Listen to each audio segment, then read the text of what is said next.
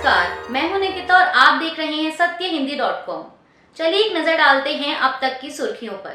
कांग्रेस नेता राहुल गांधी जल्द ही हिंसा प्रभावित मणिपुर का दौरा करेंगे।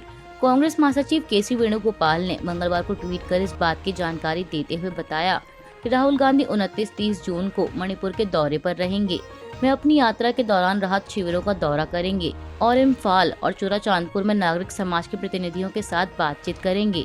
वेणुगोपाल ने कहा कि मणिपुर लगभग 2 महीनों से जल रहा है और वहां समाधान की जरूरत है ताकि समाज संघर्ष से शांति की ओर बढ़ सके।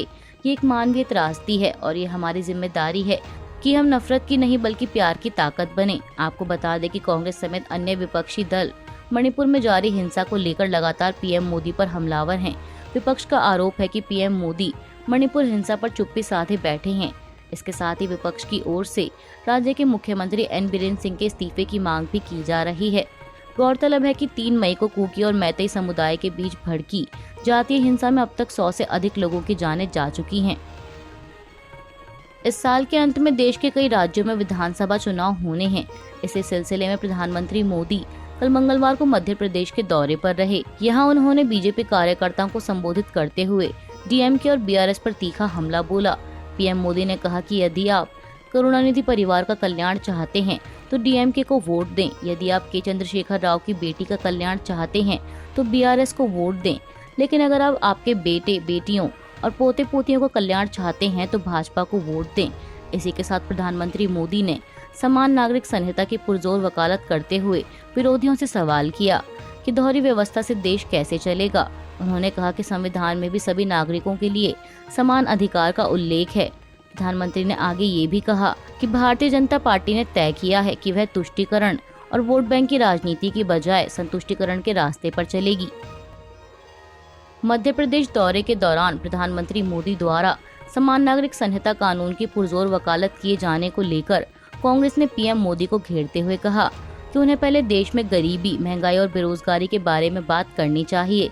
कांग्रेस के संगठन महासचिव केसी वेणुगोपाल ने कहा कि प्रधानमंत्री कुछ भी कह सकते हैं, लेकिन उन्हें बेरोजगारी, महंगाई और मणिपुर जैसे देश के असली सवालों का जवाब देना होगा। वहीं कांग्रेस नेता और all India Muslim personal law board के कार्यकारी सदस्य आरिफ मसूद ने पीएम मोदी को संविधान की बात याद दिलाते हुए कहा कि प्रधानमंत्री को याद रखना चाहिए कि उन्होंने डॉक्टर BR अम्बेडकर के तैयार किए गए संविधान की शपथ ली है। देश के सभी वर्गों को संविधान पर भरोसा है और वे इसे बदलने नहीं देंगे।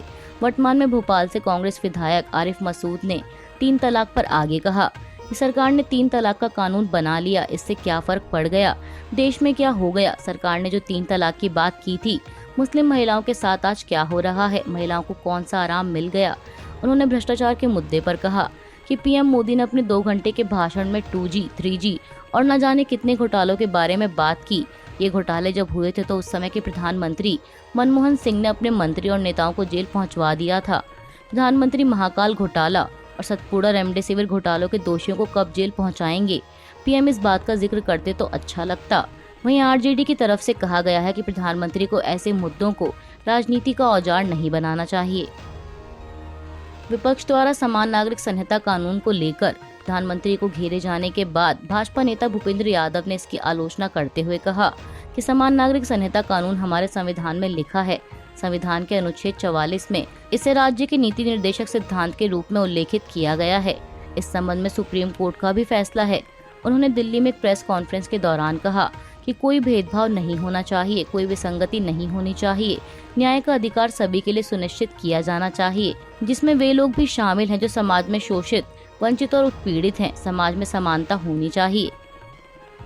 प्रधानमंत्री मोदी द्वारा भोपाल में आयोजित एक कार्यक्रम में विपक्षी नेताओं पर तीखे हमले किए जाने को लेकर एनसीपी प्रमुख शरद पवार ने कटाक्ष करते हुए कहा कि पीएम मोदी को विचार करना चाहिए कि मौजूदा या पूर्व मुख्यमंत्रियों के खिलाफ इस तरह से बोलना उचित है। दरअसल पीएम मोदी से अगले लोकसभा चुनाव में बीजेपी का मुकाबला करने के लिए विपक्षी दलों के एक साथ आने के प्रयास पर एक कार्यकर्ता ने सवाल पूछा, जिसके जवाब में प्रधानमंत्री ने कहा कि ऐसे लोगों पर गुस्सा मत कीजिए, दया कीजिए।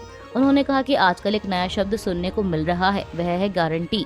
पीएम मोदी ने विपक्षी दलों के कथित घोटालों की लंबी लिस्ट गिनाते हुए कहा कि बीजेपी की यह बहुत बड़ी जिम्मेदारी है कि वे लोगों को बताए कि असल में विपक्षी दल किस चीज की गारंटी हैं। यह सारे लोग और दल गारंटी हैं। भ्रष्टाचार कर लाखों करोड़ रुपए के घोटाले की ये सारे मिलकर कम से कम 20 लाख करोड़ के घोटाले की गारंटी हैं। पीएम मोदी ने आगे कहा कि जिसने गरीब को, देश को लूटा, उसका हिसाब तो होकर रहेगा। आज कानून का डंडा चल रहा है, सलाखें सामने दिख रही हैं, तब यह जुगलबंदी है। इनका न्यूनतम साझा कार्यक्रम भ्रष्टाचार के विरुद्ध कार्रवाई से बचने का ही है। पीएम मोदी द्वारा भोपाल में कार्यक्रम के दौरान विपक्ष पर हमला बोलने को लेकर एनसीपी प्रमुख शरद पवार ने कटाक्ष करते हुए कहा कि प्रधानमंत्री ने देश के समक्ष एक नया उदाहरण पेश किया है कि लोगों के बारे में बात कैसे करते हैं। उन्होंने कहा कि विपक्ष की बैठक में शामिल लोगों में तमिलनाडु के मुख्यमंत्री समेत कई पूर्व मुख्यमंत्री शामिल थे, जिनके पास अपने अपने राज्यों पर शासन करने की जिम्मेदारी थी और जिन्हें लोगों का समर्थन प्राप्त है। अपने सहकर्मियों के बारे में ऐसे बयान देना कितना उचित है, प्रधानमंत्री को इस बारे में सोचना चाहिए। रियल एस्टेट डेवलपर सुपरटेक के चेयरमैन आर.के. अरोड़ा को ईडी ने गिरफ्तार किया है। सूत्रों से मिली जानकारी के अनुसार आर.के. अरोड़ा की गिरफ्तारी पीएमएलए के तहत की गई है। मंगलवार 27 जून को ईडी ने आर.के. अरोड़ा को समन जारी कर पूछताछ के लिए बुलाया था। आपको बता दें कि सुपरटेक ऑफ कंपनीज और उसके डायरेक्टर्स के खिलाफ पहले से दिल्ली, हरियाणा और उत्तर प्रदेश के अलग अलग थानों में खरीदारों के साथ धोखाधड़ी के मामले दर्ज हैं। इसके बाद ईडी ने पीएमएलए के तहत जांच शुरू की थी। जांच में पाया गया था कि खरीदारों से फ्लैट्स के नाम पर मोटी रकम ली गई है, उन्हें समय पर पोजीशन नहीं दिया गया। साथ ही प्रोजेक्ट के नाम पर बैंकों से लिए गए लोन का इस्तेमाल भी नियमों के विपरीत किया गया। अब जब पूछताछ के दौरान ईडी को संतुष्टि नहीं हुई तो आर.के. अरोड़ा की गिरफ्तारी की गई। अरोड़ा को आज बुधवार को एक विशेष अदालत में पेश किए जाने की संभावना है। अभी के लिए बस इतना ही। बाकी की खबरों के लिए बने रहिए सत्यहिंदी.com के साथ।